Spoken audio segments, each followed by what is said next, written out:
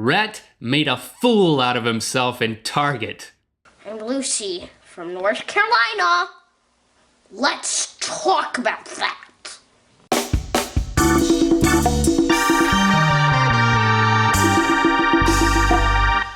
Good Mythical Morning, people. Today's episode is brought to you by Smule, and Smule is sponsoring a contest that is launching today, the Dope Zebra Magic Piano Video Contest. Dope Zebra song, that's ours. If you download the Magic Piano app on your iPad or iPhone, you can play a magic piano. You can also download our song, Dope Zebra, in iPad version. It's all free. That's all they need to know. Yeah, it's all free. The Magic Piano app is free. Our song is free. You download that and you play it in a video. There's no rules. Well, there are some rules and they're all in the description, but we're not going to bore you with those details. You can win Mythical Shoes by creating your video response. Make it awesome. Here's how the Magic Piano works, Link.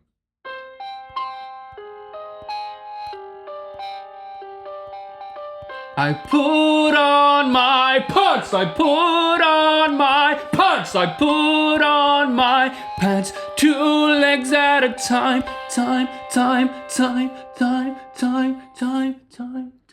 Amazing. Amazing, Link. You're so talented. Thank you if you're joining us for the first time on Good Mythical Morning, because it is, after all, bring a friend to Good Mythical Morning Day. Welcome, friends. I didn't understand the concept when Link first came up with it, but now I embrace it like I'm embracing you virtually as a friend. You're a friend of a friend. This is a little awkward hug because you're not really here, but we're happy that you're here, and I'm using a very calm voice because You're trying to say if they were here, it would be less awkward? we don't want to scare you away. If you're new to the show, we really do not want to. Maybe we should begin talking like this because people would feel invited. Soothing. Welcome, friends. Welcome, friends. You're a friend of a friend, which means you're our friend. Let's all be friends. We do this every morning, 6 a.m. Eastern Time. It is released to the world, except for the weekend. So we do it every weekday. Monday, Tuesday, Wednesday, Thursday, Friday. On the weekend, you're on your own, people. I mean, come up with some other form of entertainment. You know, I really appreciate it. Everybody's writing on our Facebook wall and tweeting out and writing on the comments, you know. Saturday comes around and I go and I'm waiting for Good Mythical Morning and it's not there, and I'm disappointed and surprised all at the same time. I mean, that's a good thing. Hopefully you're becoming hooked on the show. I actually have an idea for another show we can do Saturday mornings, but I haven't talked to you about it. Okay, So let's just table that. let's keep that private. Let's not tell you. We don't about need to that. discuss that with our friends.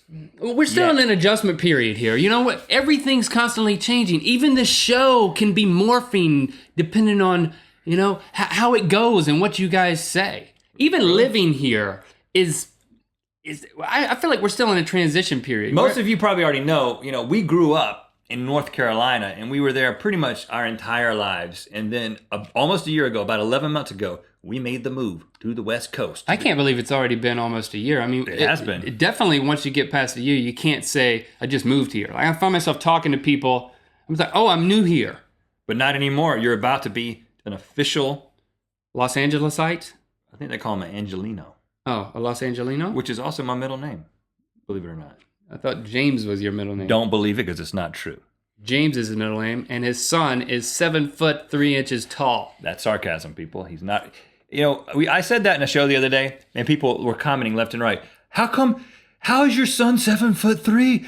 How is your son 7'3"? He's 7 years old. People, if my son was 7'3" at age 7, then my whole life would revolve around my son being the tallest person in the world, or soon to be the tallest person in the world. He's not 7'3". It was a joke. It was sarcasm. I'm sorry. I don't mean to get upset with you because you're a friend. I'm sorry. I should talk calm. One of the things that I have to struggle with in terms of this transition to being a Los Angelesite. Angelino. That sounds like a parasite. Well, That's like someone who shouldn't be here, who's like sucking the life out of the city. Well, I may very well be. An Angelicite. I'm driving down the freeway, which, you know, they say the biggest transition is the traffic. You know, there's so much more traffic here. You look in your side mirror, and all of a sudden, not in a lane, but in between two lanes, there's a motorcycle coming. It's legal for motorcycles to drive in between lanes on the lane marker. And it scares me every time. I know, I want to swerve into people. You want to swerve into people? I want to swerve into people to let the motorcycle go by. I thought you wanted to kill an Angelino. No. I care for these motorcyclists. I care for them. One of the biggest transitions for me is that, you know, when you're in the South, you go into the Walmart or the Target, the Super Walmart. Yeah. You go in there, and the place is so big, you can't see the other side of the place. It's so big, you're like, is this when does this Walmart end? I think this Walmart goes all the way to Benson. You know, it's like it's so big you can't even see the other side. And not only, and then the parking lot, the parking spaces in North Carolina, you can park like 7 dualies in a parking space in North Carolina at the Walmart park. That's a truck with 4 wheels on the back. You can fit 4 dualies inside a parking space in North Carolina, but in California, you can barely get like a Scion XB fit into one of these things. If you got a van, I have to pull up in front of a space, let my family out, and then pull into the space. Yeah. And my van doors don't open out; they open sideways, and I still have to do that. Right, and you kind of squeeze out. I mean, there's so many people out here in so little space that the parking spaces are small. And then I got into the first time we got here, I was like, well, we got to get some stuff. You know, my wife and I go to the Target, and we're like, we got to get, you know, the goods, the broom and all the stuff that you need when you move into a new place. The broom, you know. Got to get that broom right away. The broom dust really starts piling up. I must have the broom! Take you over very, very easily. We go. Food can wait! I must have broom! And you're looking for these little things that bring a sense of familiarity. You know, you're like, I want to, oh, there's a Target. I know what a Target is. I've been to a Target. Oh, it's a Super Target. Yeah. And you go into the Super Target. I go in there, and I'm expecting to see just 7,000 football fields worth of Targetness. Yeah. And I go in there, and I get ready, and I look out across the expanse, and like 40 feet from me is the opposite wall. Oh, what a disappointment. I'm like, this is not a Super Target. What? This is a stumpy Target. This is like the Roses. You remember Roses? This is like Roses or Sky City if you're from our area. You know about that. A dinky department store. And then I look and I see, oh, this Target doesn't go out. This Target goes up. It's got escalators in the middle. Escalators in the Target. 3 levels. You may think, wow, these hicks are amazed by anything. Escalators in a Target? But it was phenomenal. And so then I noticed not only are there escalators in the Target. Good Mythical Morning. These hicks are amazed by anything.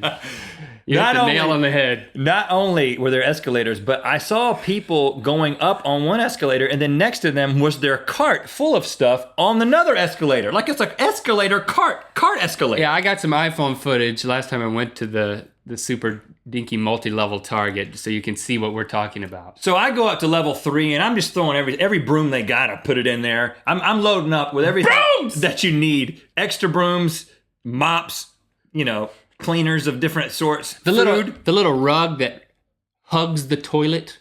Didn't get one of those. I love those. It's like a little rug that hugs the toilet. Carpeted thing that goes over the toilet seat that all grandmas have. Oh yeah. They don't sell those at Super Target, at least not out here. I like the. You know, you remember, like, grandmas used to have toilet seats. My grandma had a toilet seat. Well, I have a toilet seat. No. That was soft, like cloth. Yeah, but it was plastic with cushioning in it. Yeah, but it's like, it absorbs stuff. It just doesn't seem sanitary. So what happened? I fill up the cart with everything, and then I'm like, Jesse, that's my wife. I'm gonna use this cart escalator to go back down. She's like, are you sure about that? Like, she's right there with me. Because there are elevators next to it, and you could get your cart in there. She's questioning whether or not us being out there for the first time, we should actually try to do this. And because the cart had a lot of stuff in it. And well, there's a bar around it, and at the top it says no children. I didn't put the kids, if that was what you're trying to say. The kids went down the escalator with me. So, to me, I'm thinking as long as everything will fit underneath those bars, then it can go down. Well, let me just tell you what happened, because we had a lot of stuff in this cart. And she was like, I don't know if you should. I was like, listen, I'm an Angelino now. I'm putting the thing on the dadgum escalator. That's what it's there for. And I got on there, and I'm going down beside it.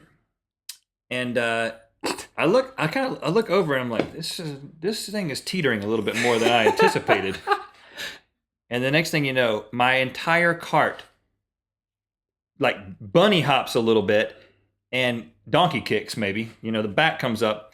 And just as it's going down the hill, and everything falls out of the cart. The top of the hill? And we start going, sliding down the thing, and then a siren goes off, and a light, and everything shuts down, and everybody looks at me. And of course, I was hoping there would be because you were right beside the cart. Yeah, it's like, whose cart is that? The tall guy right next to the cart that everything just fell out of. And there was 7'3" child. And a very large child. And there was no one else on the escalator. So I don't do embarrassment very well. I haven't been embarrassed a lot in my life, okay? Oh, but you should be here. I hope you were. My face got red. I'm not kidding. My face got red, and I was just like, oh, I'm such an idiot. And so my wife is looking at me like, I told you not to do that. So the stuff is going everywhere. The employees come, and they're like picking up brooms and another broom and everything, all the stuff that we had, putting it back in the cart, helping me, and I'm like, I'm sorry. I'm from North Carolina. I've never seen this kind of thing before. It's like a caveman being exposed to new technology. It's part of the adjustment. Nothing really embarrassing has happened to me because, of course, I never do anything to get embarrassed. But it actually got worse, though, because when I went to check out. Oh, really? I went to check out, and it was like $300 worth of stuff, because I was like totally like stocking up, buying every broom they had. And it was all broken, so now you had to buy it. And it was in California. My credit card didn't work. My first credit card didn't work. My second credit card didn't work. And now I'm the idiot who just had all his stuff fall out on the escalator. You couldn't buy anything? Now you can't even buy it. You had to walk out with none of it? No. My debit card ended up working. Okay, good. But it was embarrassing on multiple levels. Literally, because it was a multiple level target. I get it, Rhett. I get it. I'll very quick. You can go ahead and get that. I want you to struggle with getting this. What? You got to put it on my side. I have a bad back. Oh. I will quickly say an embarrassing story that happened to my wife. We go out on a picnic lunch with a couple, and you and Jesse and your kids were there. My kids and their kids were there. They got a 6-year-old daughter. My wife, if you haven't met her, which you probably haven't, she has a very pronounced Southern accent. She does. I'll just leave it at that. It's very cute. It's one of the many reasons that I love her. But it's getting noticed a lot out here. Yeah. Especially by the 6-year-old who was with the other couple. And she comes up to my wife and says, "Excuse me, are you speaking cowboy?" Totally serious. And my wife's like, "No." And then she laughed it off. "Are you speaking cowboy?" And then the next time we hung out with them, Only in the little girl California. was talking to your wife and was like putting on a real strong Southern accent. And So she would. And your wife was like, "Why are you talking like that?" And she said, "I want to make sure you understand me." Speaking cowboy. Share in the comments your moving experiences, transition experience.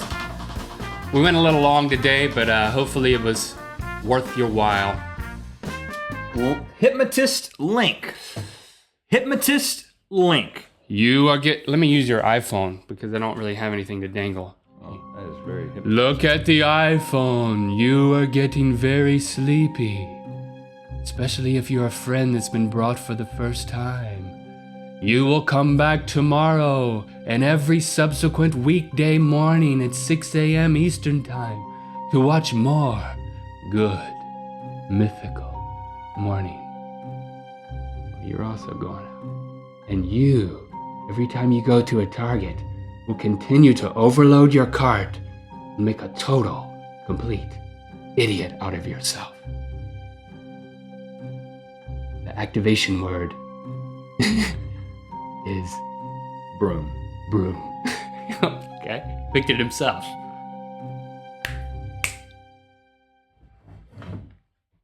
Broom.